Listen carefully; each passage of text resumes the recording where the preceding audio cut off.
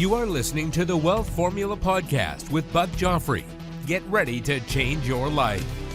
Welcome, everybody. This is Buck Joffrey with Wealth Formula Podcast and our show here on Wednesday with Zulfe of Valerity Wealth. How you doing, Zulf? Hey, Buck. I'm doing great. How are you? I'm doing all right. Yeah, what's new with you? What's new? I don't know. I'm just enjoying the fall weather. I mean, we've been sunny and cool winds. It's just been a perfect autumn weather for I think for the last 2.5, 3 weeks out here on the East Coast. So I'm really enjoying it. Well, that's good. Yeah, we had 2 losses in a row now. The Vikings. I went to the game against the Rams. It was a fun game to watch, but it was sort of depressing to have 2 losses in a row. But it is what it is. Are you watching the World Series at all, or is that not of interest to you? Not really. Yeah. I just I used to like baseball, but then we're both Minnesota people, right? And I used to watch the Twins. Yeah. But then after the in 87 and 91, they won the World Series. Yep. And then 91, I remember, I think I was maybe a junior in high school. And I was actually really into them. And then they had the strike like a couple years later. Right. And I stopped watching for good, and because it pretty much just kind of ruined the whole thing, and I never came back. So that was it. Right. Yeah, and then, the other thing with Major League Baseball I don't like is they're not like the NFL where they have the salary cap. So it's basically whoever has the most money gets the best players in baseball. And that's kind of BS. I don't know. Yeah. So surprise, LA versus the Yankees. LA and New York, right? I mean, but there you go. So, all right. Well, let's talk about this stuff. We'll start out with last week's show. This was more interesting to me than I thought it was going to be when I initially saw it pop up from my producer. What are your thoughts? Absolutely interesting. I mean, I think, maybe more academically interesting in the sense that, there's theoretically, would it be interesting to see what would be the price difference for the Treasury if they issued bonds that were collateralized with gold, right? How much cheaper would that be versus a standard Treasury bond issuance? I think academically that'd be interesting to see. What would it be? 10 basis points, 50 basis points. I mean, I can't imagine it's much more than that, but I think it could have been an interesting exercise. I think the issue that I have though, and obviously your speaker was a very smart economic type of person, and probably much smarter than I am on a variety of different topics on that stuff. But my question would be, how material could that possibly be, right? Because she said that the U.S. has about $700 billion worth of gold in its treasury.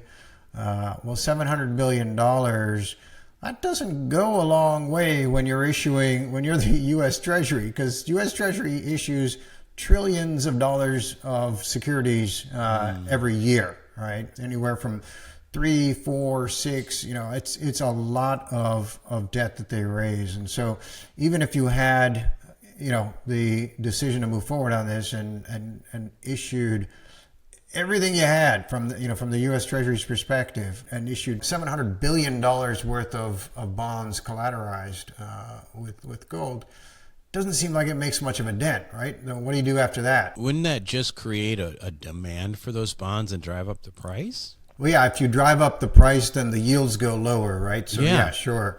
Right. But my point is, okay, it's kind of a one-time pop because there's really not much else that the Treasury can do after it exhausts its collateral pool. Unless it continues to buy a bunch of gold. But but I guess, my thought there is that that's impractical, right? Because the overall global market cap of gold is not that substantial. And if you go out and try to buy more gold just keeps going up. You already have, as mentioned on the podcast, Russia and China buying up record amounts of gold already. You've got a lot of other central banks in different countries also doing the same. So gold has been on a tear. We've talked about it on the podcast multiple times. It's, even today, it's again record prices. Every day it seems like new record prices. So I just think that trying to stockpile the supply of gold by the Treasury, that's just not a good exercise to do. It's a scarce commodity, and it'll drive it up. And again, it just doesn't. You're never going to get into a situation where the U.S. Treasury is able to secure trillions and trillions of dollars of gold to keep backing the bonds. And so, I get what she's saying. It's it would be interesting to see how it would trade relative to uncollateralized bonds, but the practical use of it doesn't quite make sense to me. I don't quite understand how it can impact long term what the Treasury is trying to do. Yeah, too bad I didn't ask her that question. I wasn't smart enough to ask it. So, well, but it's a good question. It didn't occur to me to think about it, but I wonder what her thoughts are, because obviously she was smart. I mean, she was, she's obviously very connected in the space with, Alan Greenspan and all that. And, well, and then the other thing is that she was kind of I know she said she was not, trying to, push for a gold standard and all that kind of stuff. But she did kind of back into, how it would be better if central banks across the world all kind of used gold as a collateral when they're issuing their debt, and that would keep everyone honest, adjust prices accordingly, all that kind of stuff. But again, then you are kind of at that point moving to a gold standard, right? If gold, it might just be a way for gold bugs to back into a gold standard, because when you bring up a gold standard from the beginning, it's almost kind of like, come on, are you seriously going there? But if you back into it, you start with a bond, then you say, well, gosh, maybe the Federal Reserve should have all of this gold and all the central banks across. The next thing you know, you move into that territory. Maybe that's what her idea is. Who knows? Yeah, and maybe it's, I think her point is that it's not that every bond would be collateralized with gold, but you would have some meaningful amount of issuances from various central banks that would have that gold. And so, well, next week I'm doing another gold. I have another gold pod, not quite as interesting.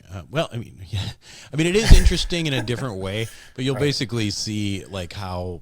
I was very critical, and I kind of asked a lot of questions that didn't get answered well. I'll be listening for that one. Yeah. Anyway, all right. So let's talk about the economy and markets. Yeah. What's going on? Is anything going on? Actually, a little bit quiet in terms of, there hasn't been a lot of economic data releases over the last week since we spoke. There is, some data that's going to come out towards the end of the week. We'll have a jobs report on Friday. But, I think there is pretty consistent view that this jobs report is not going to be something that is dependable, in the sense that there's a lot of external noise that will be reflected in that data. So you've got, like what? Like the hurricanes, for example. All the disruption of folks in multiple states that the hurricanes caused issues. There's a very large Boeing strike that's ongoing, so that probably feeds into some of the unemployment and that sort of thing. So there's just going to be too much noise for anyone to really take the numbers at face value. I think what that means is that, between now and when the Fed is having its next FOMC meeting on November 7th, there's not going to be really a lot of data for them to go off of. So they're not going to reverse direction. Yeah, there's nothing meaningful for them to pin a reverse direction on, or to accelerate anything. So I think everybody pretty much expects 25 basis points cut in November, and I think there's a pretty large consistency in expectations as well for December, that it's likely to be another 25 basis cuts for December. So I think those two feel pretty safe. like nothing really is going to dramatically change between now and December on the economic data front.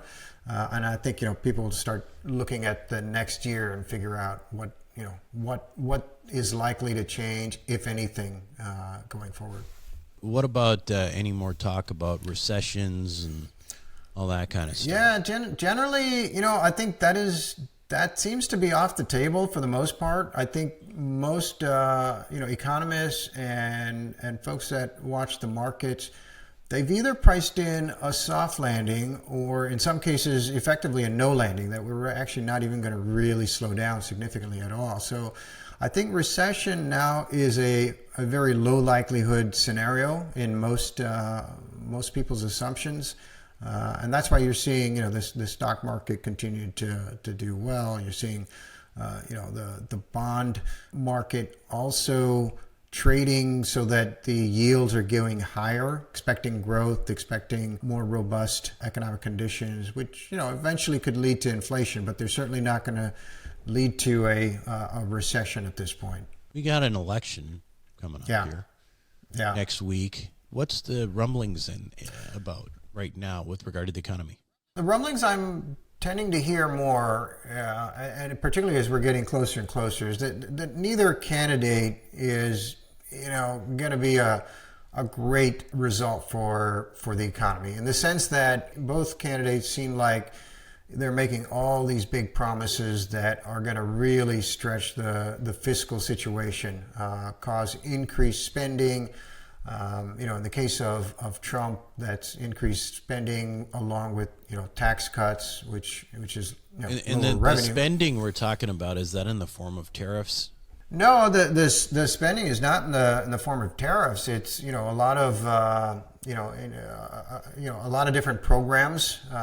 So spending, including on healthcare. I mean, things like healthcare. Trump had mentioned IVF will be covered, right, and so on and so forth. Harris, the same thing. All sorts of incentives that she wants to bake in for businesses, for people buying houses. So both sides have been kind of trying to, offer up things to their, voter bases and trying to, buy the vote. And then I think on the Trump side, he's also, promising some tax cuts as well, right? So that lowers the government's revenue. So whether it's no tax on overtime, no tax on Social Security, no tax on tips, all of that adds up. Of course, he's got. With one of the things though with the tax cuts, and obviously I'm very pro tax cut myself. Yeah. But wasn't he able to pretty successfully bring in quite a bit of revenue from the offshore business like Apple and all that when he reduced corporate rates? I don't have the figures as to what he was able to bring up, but I think that is another big policy agenda that is currently part of his plan, is to make sure that these corporates that are effectively shielding their profits in international jurisdictions. Ireland is one of the big ones, where you structure through and all of a sudden your tax, if you're a big corporate, your taxes magically disappear. And so I know that is on his agenda. I don't know how successful his first presidency was in terms of moving some of those in, to be quite honest. Well, it certainly seems like a good idea.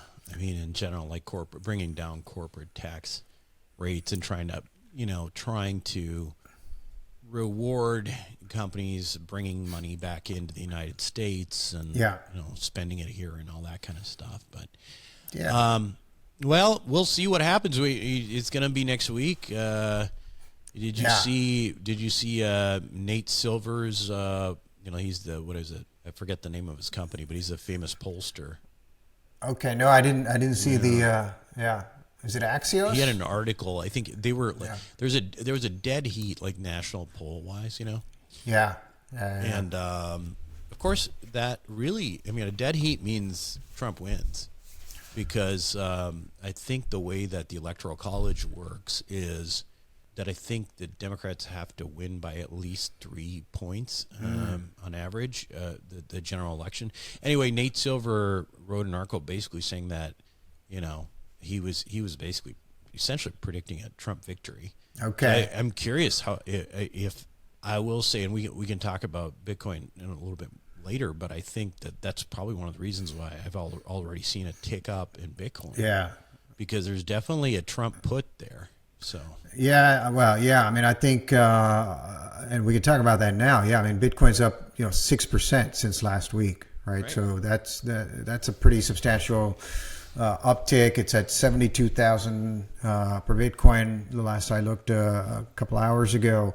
So yeah, that's definitely what I would call part of the Trump trade, right? If you think Trump is going to win, For sure. definitely, crypto seems like something that his policies are going to favor, and they're going to find ways to push, and support crypto even more. You can even see it in his Trump media stock, right? I don't know if you've followed DJT at all, but that's up 50% since last week. And it's just a big bet that, okay, it really looks like he's gaining momentum, at least what the polls seems to indicate. And yeah, I mean, like you said, like if everything's even, I think he does have an electoral advantage. I think the one area where I wonder is in a dead heat, the profile of the voter base that Harris has versus Trump has. Who is the more dependable voter, right? Is it Harris? Who does Harris have? She has Gen Z, and she has Gen Z, which is not going to show up to the polls. Well, there's Gen Z, but she has suburban women in particular, which are probably the highest propensity voters, and so that's an important one. And yeah, we'll have to see how everyone shows up, but it's such a dead heat. It's just going to get down to who actually decides to vote at the end of the day. That'll tip that over. Yeah. So well, yeah. So and as far as Bitcoin goes, again, just the story behind that is essentially that Trump has been very vocal about his support and his Bitcoin, his belief that maybe the Treasury should be buying Bitcoin, or at the very least not selling Bitcoin that has been seized. And now Robert F. Kennedy Jr. is part of the potential administration. He's very pro Bitcoin, believes that that they should that the Treasury should own at least as much Bitcoin proportionally as it owns gold in the world, which is a huge amount. And so those two, along with the fact that I think it's not just about promoting Bitcoin and Treasury, but it's also, the Biden administration has been, with they've been really cracking down, right, on Bitcoin and on various cryptocurrencies in terms of regulation and all that. And I think one of the anticipations is that would go away, right? And that would allow these markets to really flourish. So I think that's what's going on there. that's why you've seen, in Silicon Valley, both Mark Andreessen and Horowitz, right? So those guys are, the largest venture capital firm, on the planet, and those guys are supporting Trump, and so it's unusual for your average. For those guys, it's really unusual, actually. It's very unusual for Horowitz and Andreessen, and in fact, I don't. There's this podcast I like. People should check it out. It's called the All In Podcast. Do you know that podcast? I've heard it. Yeah, I've heard it's really interesting. It's like I think there's like 4 of these guys are basically all venture capitalists, and all of them were worth several $100 million. But there's they're kind of I think there was like 1 or 2 guys that are really sort of more Democrats, and 1 independent, and then 1 guy who's pretty conservative, but they're all voting Trump. Yeah. And it's really about sort of a lot of, issues that are going on in the tech world that they're concerned about, whether that's whether that's about technology, about crackdowns on big business. I guess there's some concerns. I don't know the nuances of it, but some concerns around how difficult it's been to raise capital and some of the regulation around that. And the regulator in particular, with respect to antitrust, has been very, very active during Biden's, term.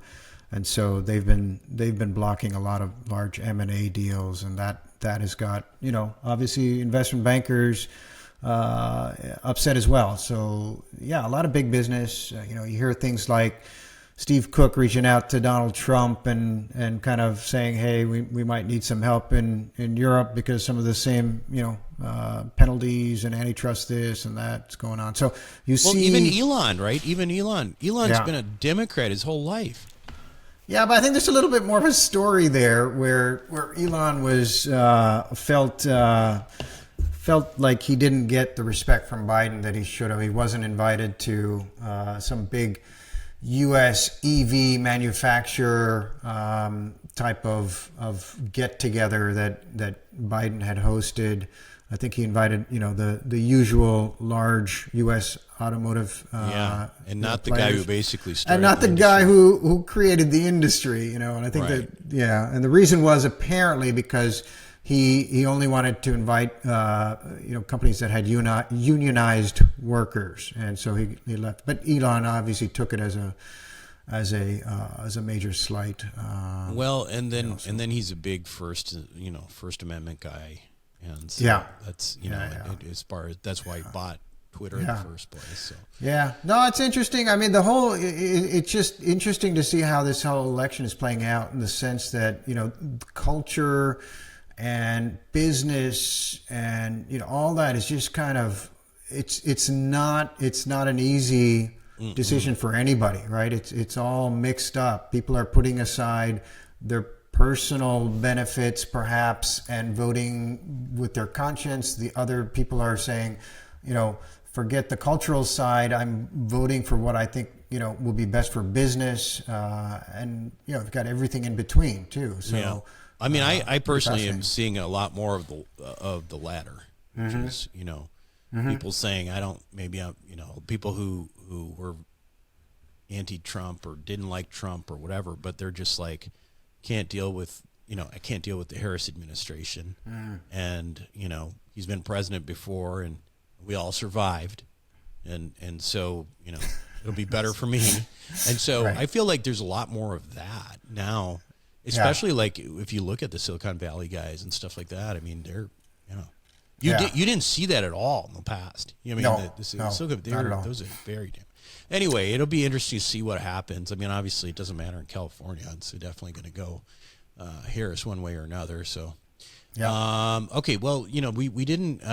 Let's go through some of this other stuff too. We talked about bond prices. Where are we at there? Yeah, I mean, the bond market is continuing to have the yields widen a bit more. So the 10 years now at 4.3% yield.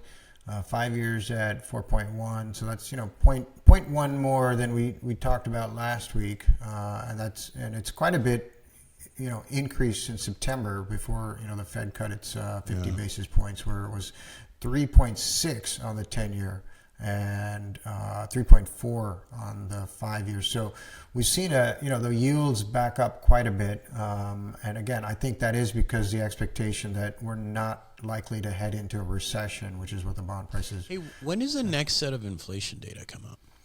I think it will come out at the end of the first full week of November, I believe. So it should be coming out. Yeah. Okay. Yeah. A bit. And so the bond market tends to be a little bit more backed up at this point, because of again, we mentioned some of the fiscal concerns and things like that. The stock market has been fine. It's pretty relatively flat. S&P and Russell 2000. I think the Nasdaq's up a little bit because some of the big the big tech names had moved up over the last week. This is a big week for earnings. So we're going to have quarterly reports coming out from 5 of the large, of the Mag 7 names. So Alphabet, Apple, But they're going to be Amazon. huge. They're going to set this. They're going to set the tone. If their results are strong, if they keep indicating that they're seeing growth and all that, then we're going to keep seeing a broader market rally, I think, in the stock market. So it'll be very interesting to see what they have to say, particularly about AI spending, AI adoption, because I think there's a lot of expectation that will be a big continued driver of of growth for tech over the coming years. So that's fine. We talked about gold, up 35% year to date now. So that is outperforming the stock market for sure. No sign of that abating at this point. Well, I think that's enough for today, and thanks for coming on. Obviously, if you want to talk to Zulfe about any of what he's doing, it is over at Velerity, Velerity, wealth.com. Basically sort of a family office type situation for, people who are high wage earners, but not necessarily ultra high net worth. So anyway, thanks again, Zulfe, and we'll talk to you next week. Thank you, Buck. Bye now. Thank you for listening to the Wealth Formula Podcast. Visit us on the web at wealthformula.com. The information contained in this podcast are opinions, not fact. As always, consult your own financial team before making any investment. See you next time.